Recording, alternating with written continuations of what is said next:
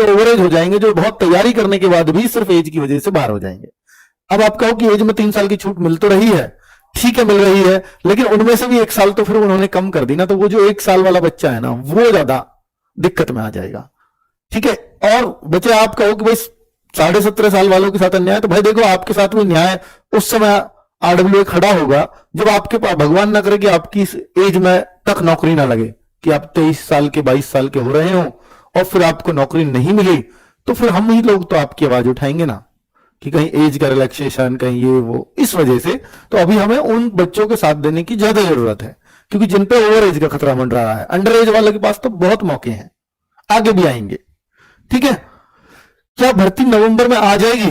तो ये उम्मीदें तो अब धूमिल सी होती नजर आ रही हैं बच्चों। ये भर्ती, ये नवंबर में आने वाली भर्ती, सबसे बड़ा कारण उसका, मैं अभी आगे अभी एक और पॉइंट दूंगा, उसका जवाब उस बात में मिलेगा आपको। 18 नवंबर को होमगार्ड की भर्ती आई, होमगार्ड, और ये 17 दिसंबर तक फॉर्म चलेंगे। किसके? होमगार्ड के, 17 दिसंबर तक। मैंने आपको याद हो एक बात बोली थी कि भाई देखिए भर्ती बोर्ड शायद अभी इतना सक्षम नहीं है कि 2 बड़ी भर्तियों को एक ही वेबसाइट पर चला दे, उतनी बड़ी वेबसाइट भी नहीं है, तो वेबसाइट जरूर हैंग वैंग करने लग जाएगी, क्योंकि 2 बड़ी भर्ती अगर कांस्टेबल और होमगार्ड दोनों को एक साथ चला दिया जाए तो 70-80 लाख फॉर्म तक हो सकते हैं। और 70-80 लाख फॉर्म, आप समझ जाओ ना, क्या भर्ती बोर्ड का सर्वर इतना लोड ले पाएगा? शायद नहीं, उस 1 महीने के अंदर। तो यह भर्ती बोर्ड की जरूर कोशिश रहेगी कि भाई इस डेट के बाद निकाला जाए।